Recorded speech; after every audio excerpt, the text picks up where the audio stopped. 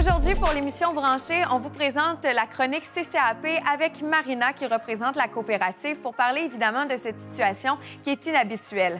Marina, quelles sont les mesures que vous avez mises en place dans les derniers jours et pour les prochaines semaines du côté de la CCAP? Bien, en fait, comme tu l'expliquais, Mélissa, la situation actuelle est exceptionnelle, probablement du jamais vu. Autant pour les entreprises de services comme nous, comme les entreprises là, aux consommateurs. Évidemment, toutes les entreprises et coopératives comme nous, on s'adapte selon l'évolution de la situation, selon les développements, selon aussi qu'est-ce que les recommandations de Santé Canada, les recommandations des différents paliers de gouvernement. Je pense que autant la CCAP que toutes les entreprises, la priorité demeure toujours la santé et la sécurité de ses propres employés, mais aussi de la communauté. C'est important de faire chacun notre effort et de mettre des mesures en place afin de autant protéger, mais quand même continuer d'offrir des services. On est conscient dans le domaine d'activité de la CCAP, étant en télécommunication, que présentement, on est quand même un service qui est essentiel. On pense à tous les gens qui, présentement, sont en confinement à la maison, les gens qui font du télétravail, les petites familles qui ont des enfants à la maison présentement. Donc, on veut quand même être là, leur offrir un service de qualité et poursuivre, en fait, là, la qualité de service. Ceci étant dit, oui, il a fallu prendre des mesures. Donc, la première, c'est donc les clients, malheureusement, n'ont plus accès à nos bureaux. Par contre, on tient à leur spécifier qu'on est toujours là pour eux, autant par téléphone que par courriel. Donc, il y a des gens, notre équipe est au bureau. On a des gens qui répondent au téléphone, autant pour les abonnements, les changements de service, les modifications à leur compte client, pour aider aussi dans le cas de problèmes techniques. Donc, il y a plusieurs choses qu'on est capable de faire à distance. Donc, que ce soit de la résolution de problèmes, de l'assistance aussi, avec des gens qui sont peut-être moins familiers avec les services. Donc, nos clients peuvent nous joindre là, tous les jours de 8 à 5, soit par téléphone au 849-7125 ou encore par courriel à info@ccapcab.com ou à support@ccapcab.com toujours. Autre mesure qui a été mise en place, le jeudi soir, notre équipe n'offre plus le service pour les abonnements. Par contre, là, tous les soirs, du lundi au vendredi, on a toujours notre équipe technique jusqu'à minuit qui est là pour les supporter. On invite aussi les gens à utiliser les plateformes qui sont mises en place pour eux, autant l'espace client, qui est accessible via notre site Internet. C'est vraiment la plateforme transactionnelle où les clients sont en mesure soit de, justement, ajouter des services, modifier leurs services. On pense présentement à l'Internet qui a des besoins supplémentaires parce qu'il y a des gens qui font du télétravail ou parce qu'il y a une consommation peut-être plus grande à la maison en ayant tous les membres de la famille à la maison. Donc, ils peuvent aller modifier leurs services, payer leurs factures également, que ce soit par carte de crédit ou faire des modifications. Il y a encore aussi via leurs terminaux numériques, donc directement à la télévision, dans le cas où les clients voudraient ajouter des nouvelles chaînes ou des nouveaux services là, pour l'instant. Vous avez aussi des gens qui travaillent sur la route. Évidemment, on pense à ceux qui sont au bureau, mais il faut aussi avoir des mesures pour les gens qui se déplacent de domicile en domicile. Oui, absolument. Donc, notre équipe technique là, sur la route continue d'offrir le service. Évidemment, on a dû faire des modifications là, dans leur cas aussi. Certaines fois, ça demande d'être créatif dans la façon dont on applique nos services maintenant. Premièrement, ce qu'on demande aussi, c'est, je pense, tout d'abord la collaboration de nos membres. Pour ceux qui auraient des modifications à faire qui sont peut-être moins urgentes ou moins pressantes, là, on parle peut-être d'un troisième téléviseur qui aurait un souci ou d'une deuxième prise téléphonique. On demande si c'est possible de reporter la visite d'un technicien à leur domicile. Donc, c'est une des premières mesures.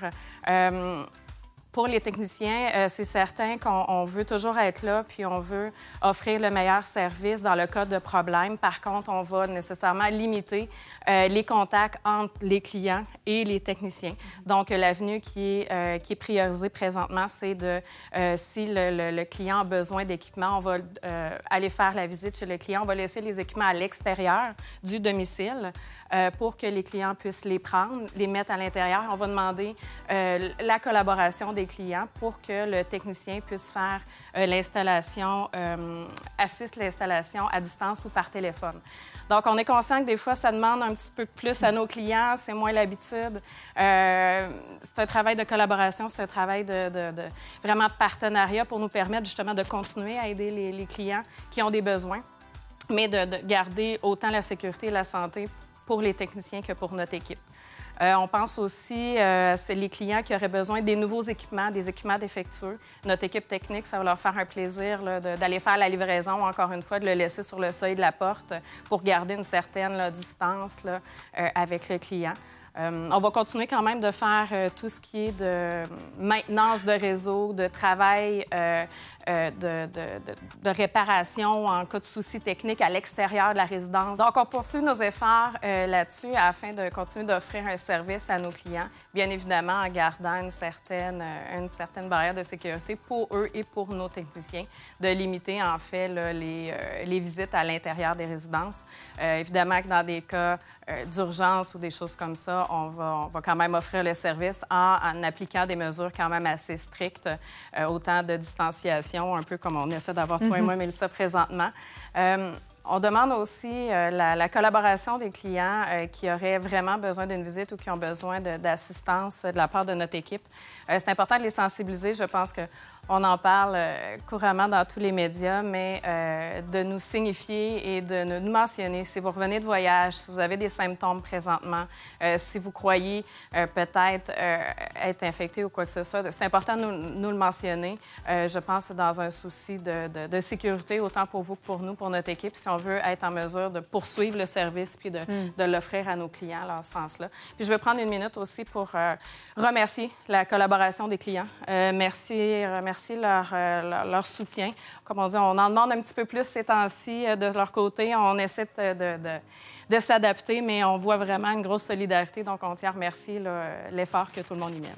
Vous avez aussi mis en place des services pour les clients. Il y a des débrouillages, entre autres? Oui, effectivement. Dans l'optique de soutenir notre communauté, oui, on essaie de mettre quelques efforts. Tu parles de débrouillage. Il y a une panoplie de chaînes qui sont présentement débrouillées pour nos clients. Jusqu'à la fin du mois d'avril, dépendamment des chaînes. Donc, plusieurs chaînes pour enfants, toutes les Disney de ce monde, les Family de ce monde, des chaînes en anglais. On a aussi Youpa. Il ne faut pas oublier les chaînes d'information. Les chaînes, c'est quand même important que les gens demeurent informés, connectés sur ce qui se passe dans l'actualité. Donc, un LCN, RDI, CTV News pour les clients qui aiment regarder les chaînes en anglais. Et comme se veut la tradition maintenant où les enfants sont à la maison et on cuisine beaucoup, les chaînes de Food Network, Cooking Channel pour essayer de trouver une nouvelle petite recette avec la famille. Là, donc, sont tous débrouillés. On invite les gens, en fait, à aller sur notre site Internet dans la section Actualité TV où l'ensemble des chaînes là, qui sont actuellement débrouillées là, sont disponibles.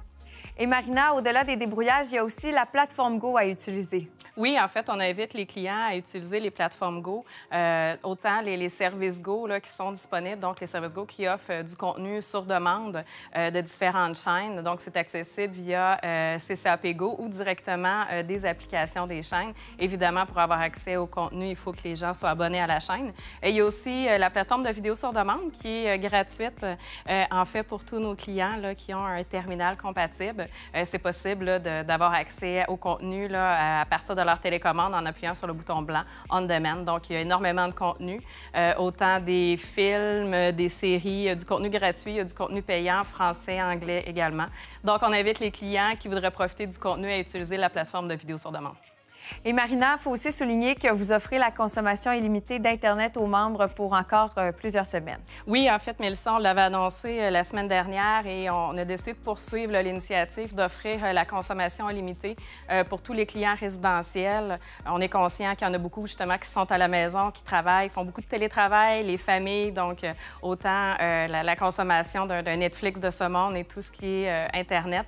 Donc, jusqu'à la fin du mois d'avril, on va offrir la consommation illimité à l'ensemble de nos clients. Et il faut quand même être indulgent envers le service, peut-être la rapidité aussi, parce que présentement, la situation amène beaucoup de gens à vous appeler ou encore à avoir besoin de vos services. Oui, effectivement. Qu'est-ce qu'on voit en ayant nos bureaux fermés? Ça implique aussi un peu plus de trafic sur notre système téléphonique. On essaie de faire le maximum de répondre à nos clients. On demande quand même d'être indulgent. Peut-être que le temps d'attente est peut-être un petit peu plus long que ce que les clients sont habitués de voir chez nous. On leur demande d'être indulgents aussi on rappelle, pour la consommation Internet. Évidemment, avec la surcharge, ça amène autant certains sites Internet que peut-être la congestion sur le réseau. Donc, oui, on demande aux gens d'être indulgents puis d'avoir une consommation responsable. Je pense que c'est l'effort de tous aussi, afin que tout le monde en profite puis que ça ne crée pas de problème là, supplémentaires là, pour l'ensemble des membres. Merci beaucoup, Marina. Je voyais aussi, et j'en profite pour le souligner, des gens mentionnés sur les réseaux sociaux que de télécharger ces téléséries durant la nuit pourrait donner un bon coup de main, finalement, aux différents réseaux Internet. Merci beaucoup. Merci. Plus d'informations sur le site Internet de la CCAP.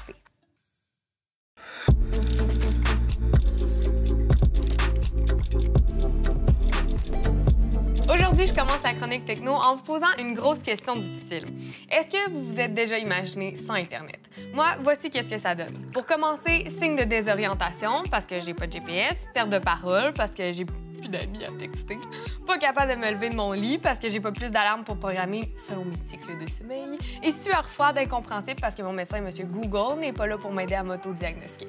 OK, méga caricature, mais on comprend qu'Internet, c'est assez essentiel pour se déplacer, pour apprendre, pour étudier, pour fonctionner. Bref, en 2020, pourtant, j'ai été sidérée, OK? Et je vous mime, c'est quoi sidérée? Oh my God! Parce que, oui, c'est comme plusieurs étapes quand tu es vraiment sous le choc, c'est de savoir que 240 000 foyers québécois n'ont toujours pas accès à l'Internet haute vitesse. Pour vous mettre en contexte, c'est la coalition Avenir Québec, la CAQ, qui s'était engagée à brancher l'ensemble du territoire québécois.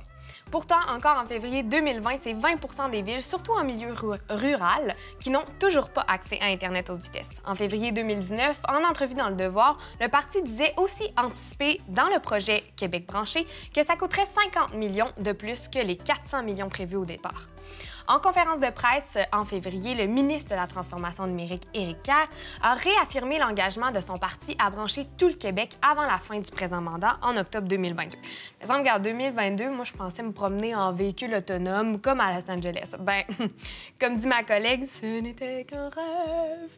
Mais la question est, quel est le plan des caquistes pour atteindre cet objectif?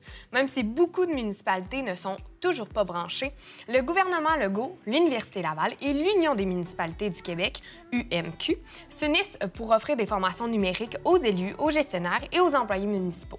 Malgré le fait que certains font partie de municipalités qui n'ont même pas encore accès à la formation ou à Internet ou aux deux autres avant quelques années. Pour commencer à quelque part, diverses formations en ligne sont mises à la disposition du monde municipal dès cet hiver pour apprivoiser les secrets de la cybersécurité, des technologies numériques et de l'infonuagique, le cloud dans le langage commun. Le ministre Éric Kerr dit, et je le cite, « Il ne faut pas attendre que le train soit en gare pour en planifier l'arrivée. » Mais en même temps, le train est déjà passé depuis longtemps. Fake news, fake face, je pourrais même dire, commentaires haineux, Internet est fort et aujourd'hui essentiel. Il fait partie de nous-mêmes et on doit équiper les gens à déceler le vrai du faux.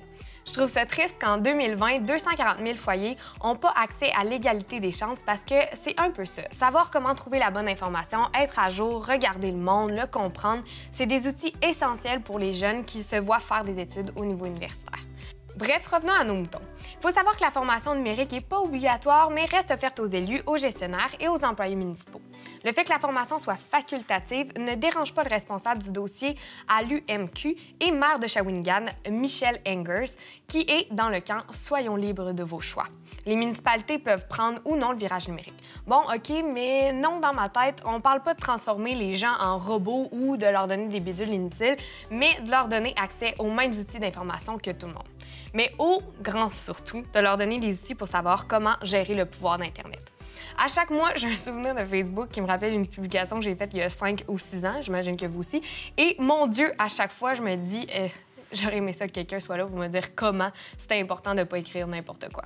Tes employeurs peuvent voir ça, les gens peuvent utiliser ce contre toi. Bref, vous savez le pouvoir d'Internet.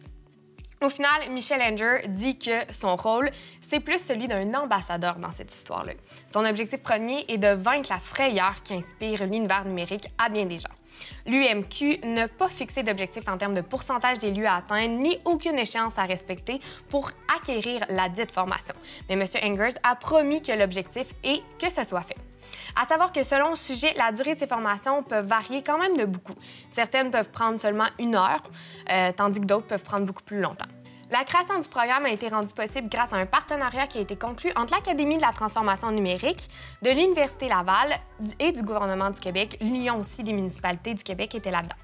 Les différentes formations sont donc conçues par l'université, mais en étroite collaboration avec le monde municipal pour coller à ses besoins et à sa réalité. Maintenant que vous savez que 240 000 foyers au Québec n'ont pas accès à Internet haute vitesse, est-ce que c'est quelque chose qui vous choque ou vous, pas de problème, la connexion haute vitesse avec les arbres, c'est bon aussi pour la tête? Laissez-moi savoir, discutez avec nous en commentaire de cette vidéo ou via notre site Internet ccap.tv. On se dit à la prochaine Chronique Techno.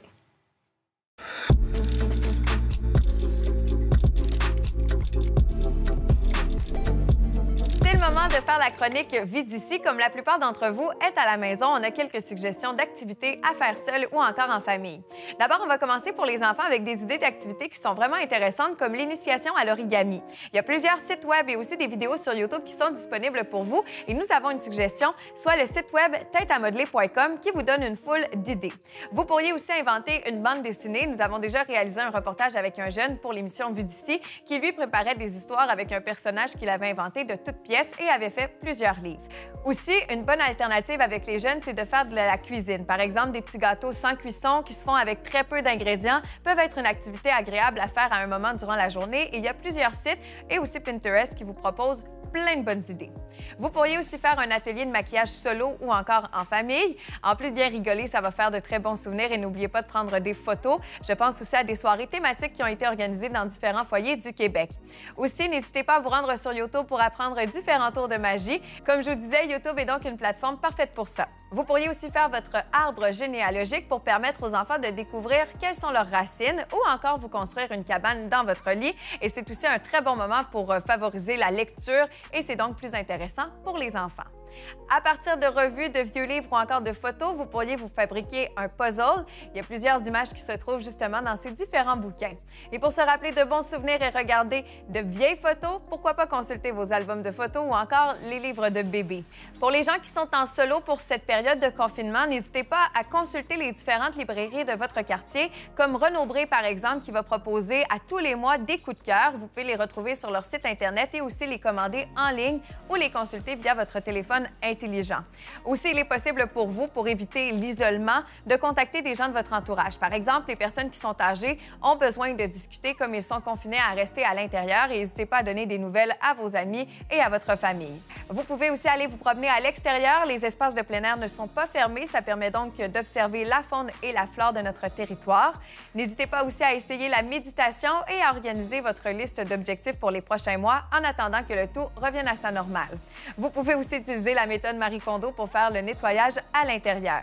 Certaines personnes vont en profiter pour faire des projets à la maison, pour peindre ou encore pour dessiner. Laissez aller votre imagination. Aussi, n'hésitez pas à découvrir de nouveaux artistes musicaux. Dans les dernières semaines, il y a plusieurs artistes d'ici qui se sont mobilisés pour faire des spectacles ou encore des reprises de chansons pour divertir leur public sur les réseaux sociaux. Vous pouvez prendre par exemple l'humoriste Mathieu Dufour, Matt Duff, qui chaque soir sur Instagram vous propose un rendez-vous avec des vedettes en direct. Véronique Cloutier prend part à chaque soir à cet événement en direct. Olivier Couture, pour sa part, performe sur les différents réseaux sociaux en direct. Vous avez peut-être découvert Olivier Couture lors de l'émission En Ville sur la plateforme de ccap.tv. Eh bien, lui aussi offre des spectacles en direct sur ses réseaux sociaux. Steven et Steven offrent des covers de chansons dans leur style et la formation Mec12 va réunir plusieurs artistes québécois pour une performance de plusieurs heures en direct sur Facebook. Des contributions volontaires pour la plupart des artistes sont demandées si des fois vous pouvez soutenir leur industrie. Et finalement, Sugar Sammy a fait visionner à plus de 20 000 personnes sur sa page Facebook un spectacle qu'il avait réalisé. Il est encore disponible sur sa page et n'hésitez pas à nous partager vos idées d'activités en cette période de crise au Québec. Il nous fera plaisir de le partager à notre auditoire. Vous avez qu'à nous écrire au info@ccap.tv et on vous invite à prendre bien soin de vous et on se retrouve très bientôt pour une autre émission de Branché.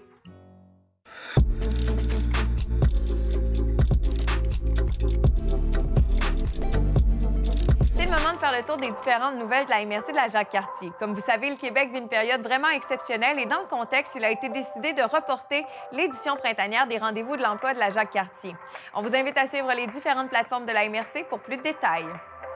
La situation actuelle peut être très préoccupante et pour en savoir davantage sur les derniers développements de la MRC de la Jacques-Cartier en lien avec la COVID-19, surveillez le mrc.jacques-cartier.com ou encore la page Facebook de la MRC. Veuillez noter que les bureaux de la MRC de la Jacques-Cartier sont fermés au public et pour toute question, on vous invite à communiquer par téléphone au 88 844 2160 ou encore par courriel au mrcjc@mrc.jacques-cartier.com. Une disposition s'adressant aux propriétaires du territoire non organisé du lac Croche a été adoptée à la séance du Conseil de la MRC le 18 mars dernier. Dans les circonstances exceptionnelles que nous vivons, la MRC octroie un délai pour les paiements des taxes municipales. Les gens ayant une propriété sur le territoire non organisé du lac Croche auront ainsi jusqu'au 1er juillet pour payer leurs taxes sans aucun intérêt. Suite aux différentes annonces du gouvernement Legault, le transport collectif de la Jacques-Cartier fait partie des services essentiels et sera donc en service selon les horaires réguliers. Le transporteur du transport collectif de la Jacques-Cartier a d'ailleurs mis sur place des mesures préventives à bord des différents véhicules pour respecter les directives du gouvernement et protéger ainsi la clientèle et les chauffeurs.